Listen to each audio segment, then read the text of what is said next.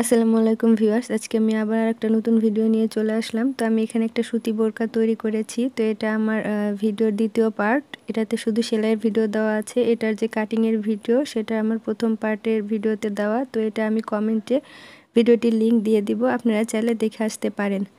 তো এইখানে আমি সেলাইয়ের পর্বটাই দেখাবো। তো এখানে আমি পেস্টিং পেপারটাকে এই যে আয়রন করে নিয়েছি। এখন এটাকে আমি সেলাই করে নিচ্ছি। তো সম্পূর্ণ অংশ সেলাই করে নেওয়ার পরে এখানে আমি একটা ফিতা তৈরি করে নিচ্ছি, আর কি সবুতমগুলো লাগানো লুপ বা ফিতা যেটাই বলি আমরা। তো ফিতা তৈরি করে নিচ্ছি। তো এখন আমি গলাটারও চারদিক দিয়ে সেলাই করে নিলাম এইভাবে।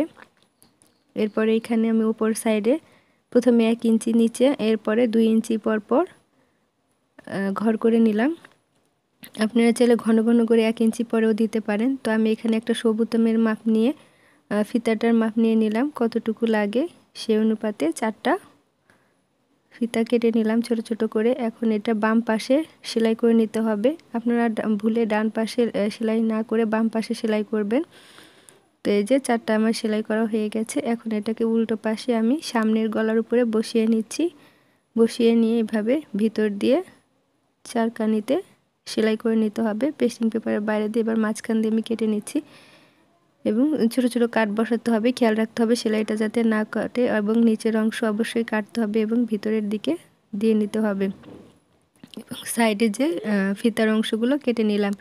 এরপর আমি আরেক টুকরো কাপড় নিলাম 4 ইঞ্চি চওড়া এবং লম্বায় নিয়েছি 11 ইঞ্চি। এটার উপরের অংশ চিকন করে ভাঁজ করে সেলাই করে নিলাম এবং এটাকে সোজা পৃষ্ঠায় এভাবে ভাঁজ করে নিচে রাখলাম। এই যে লুপ বা ফিতাগুলো দিয়ে যে লুপ তৈরি করেছি তার নিচে ঠিক এভাবে রাখলাম। রাখার পরে এই সাইড দিয়ে সেলাই করে দেব। যেখানে বাড়তি মনে হলো তাই আমি কিছু অংশ কেটে সেলাই করে দিচ্ছি। এই পাশে আর সেলাই করব না, যেহেতু কলারওয়ালা মাথা ভালোভাবে ঢুকবে না সেলাই করলে, এই জন্য আমি এটা ফাঁকাই রাখলাম।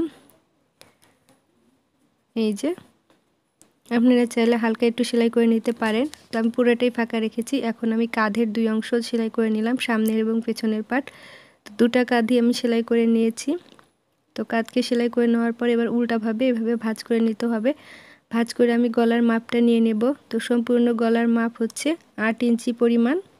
তো এখন আমি একটা পেস্টিং পেপার নিয়ে নিয়েছি 5 ইঞ্চি চওড়া এবং এটা লম্বা নিয়েছি আমি প্রায় 18 ইঞ্চি পরিমাণ। তো আমার ছোট মেয়েটা এটাকে একটু ভাঁজ করে কুঁচকে ফেলেছে, তারপরেও আমি এটা দিয়েই কাজ চালাবো। তো এটাকে এভাবে ডাবল ভাঁজ করে মাঝখান দিয়ে বরাবর একটা সেলাই করে নিলাম। তো এখন আমি 1/2 ইঞ্চি পরিমাণ জায়গা রেখে এভাবে দাগ টেনে দিচ্ছি। তো এরপরে নিচের অংশ থেকে 3 ইঞ্চিতে আমি মার্ক করে দিচ্ছি মাঝ বরাবর, আরও 3 ইঞ্চিতে মার্ক করে দিলাম 6 ইঞ্চি, আর এখানে আরও 3 ইঞ্চি থাকলো। তো টোটাল 9 ইঞ্চি হলো। তো এখন আমি 6 ইঞ্চি যেহেতু গলা, এখানে আমি 6 ইঞ্চিতে মার্ক করে দিলাম। এরপর এভাবে রাউন্ড শেপ করে নিতে হবে। তো গোল করে এভাবে শেপ করে নেওয়ার পরে আমি মাপ দেব 8 ইঞ্চি পরিমাণ হয় কিনা। এই যে এখানে 8 ইঞ্চি। তো এভাবেও ঘুরিয়ে আমি মাপ দিয়ে দেখে নেব 8 ইঞ্চি হয়েছে কিনা। তো এভাবেও দেখুন 8 ইঞ্চি হয়ে গেছে। তো এখন আমি 1 ইঞ্চি দূরত্ব রেখে এভাবে সম্পূর্ণটাতে রাউন্ড শেপ করে মার্ক করে নেব, আর কি ঠিক কলারের ডিজাইন অনুসারে।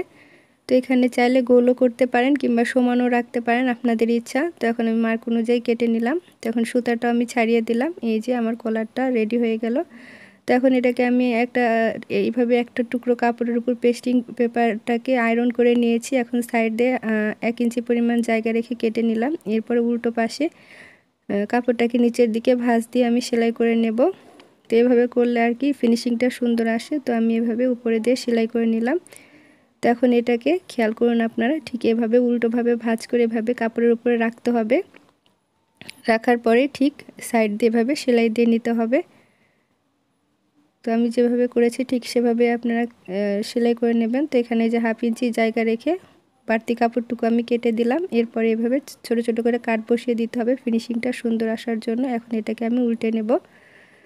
তো এই যে সম্পূর্ণ অংশ উল্টে নেওয়ার পরে এখন 1/2 ইঞ্চি পরিমাণ কাপড় রেখে সাইড দিয়ে কেটে নিতে হবে। তো এই যে আমি কেটে নিচ্ছি। তো এই যে আমার কলারটি রেডি হয়ে গেছে। এখন আমি ফিনিশিংটা আরও সুন্দর দেখার জন্য উপর দিয়ে আরেকটা চাপ সেলাই দিয়ে নিলাম।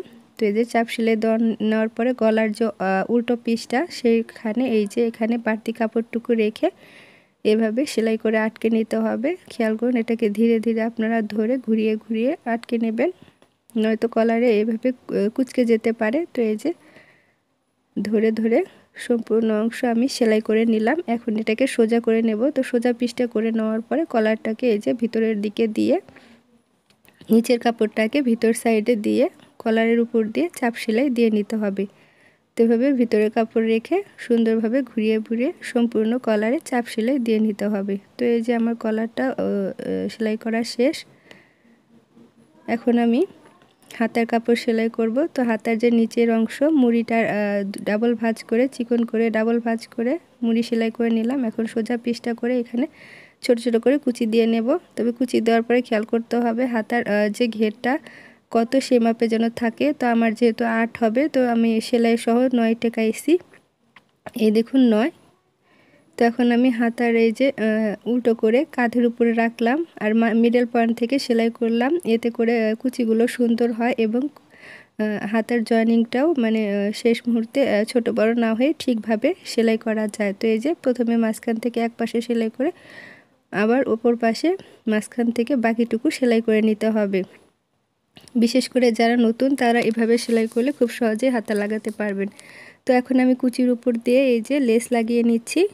তো এক পাশে লেস আমি সেলাই করে নিয়েছি, বাকি পাশটাও সেলাই করে নিলাম। তো এই একই নিয়মে দুইটা হাতাই তৈরি করে নেব।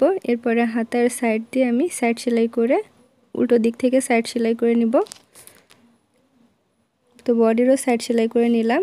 এখন যে নিচের যে 27 ইঞ্চি কাপড় দুই পার্ট কেটেছিলাম সেই দুটোকে সামনের পার্ট এবং পিছনের পার্ট আমি জয়েন করে নিলাম। জয়েন করে নেওয়ার পরে দুটোকে একসাথে করে মাঝ বরাবর আমি চিহ্ন করে নেব।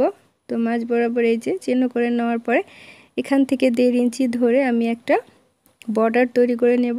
এই যে 1.5 ইঞ্চি এই পুরোটাই মার্ক করে নেব 1.5 ইঞ্চি মাপ দিয়ে এবং এটাকে সেলাই করে নেব। তারপরে এই যে মাঝখানটায় এভাবে আয়রন করে নেব। এটার মাঝখান তৈরি করে আয়রন করে নেওয়ার পরে এই যে এর সাইড দিয়ে আমি লেস বসিয়ে সেলাই করে নেব। তো এই যে এই পাশে লেস বসিয়ে সেলাই করে নিয়েছি। এখন অপর পাশেও আমি লেস বসিয়ে সম্পূর্ণ অংশ সেলাই করে নিচ্ছি। তো আপনারা অবশ্যই এই পার্টটাকে আয়রন করে নেবেন আর কি মিডল পয়েন্ট বরাবর বর্ডারটা সোজা করে।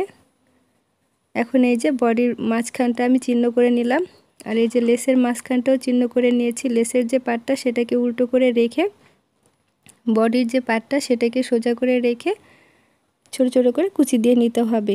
তো যে লেসের পার্টটা যে ঘের আর কি নিচের যে পার্টটার ঘের সম্পূর্ণ অংশে ভাবে ছোট ছোট করে কুচি দিয়ে নিতে হবে। তো আমি এই যে সম্পূর্ণ অংশ কুচি দিয়ে নিয়েছি, শুধু লেস যেখানে থাকবে সেই অংশটা কুচি হবে না।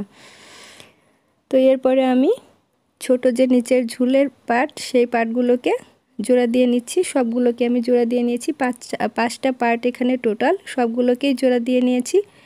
এখন উপরে চিকন করে মুড়ি সেলাই করে নিচ্ছি। তো দুই পাশেই মুড়ি সেলাই করে নিতে হবে। দুই পাশে মুড়ি সেলাই করে নেওয়ার পরে এই যে নিচের পার্টটার উপরে এভাবে রাখতে হবে আর কি নিচের যে পার্টটা সেটাও সোজা থাকবে এবং সেলাইয়ের যে কুচির যে পার্টটা সেটাও সোজাই থাকবে, দুইটাই সোজা থাকবে। এভাবে সম্পূর্ণ অংশে আমি কুচি দিয়ে নিয়েছি। তো এখন এটার উপরে আমি লেস লাগিয়ে নিচ্ছি। তো মূলত লেস লাগিয়ে নেওয়ার পরে আমি সবুতম লাগিয়ে নেব। সবুতমের লেস লাগিয়ে নিলে আমার মোটামুটি বোরকাটা রেডি। তো দেখুন এখন বোরকাটা কতটা সুন্দর লাগছে। তো আপনারা যে কোনো কাপড় দিয়ে এরকমভাবে বোরকা তৈরি করতে পারবেন। তো ভিডিওটি ভালো লাগলে লাইক দেবেন আর আমার চ্যানেলটি সাবস্ক্রাইব করে আমার পাশেই থাকবেন। আল্লাহ হাফেজ।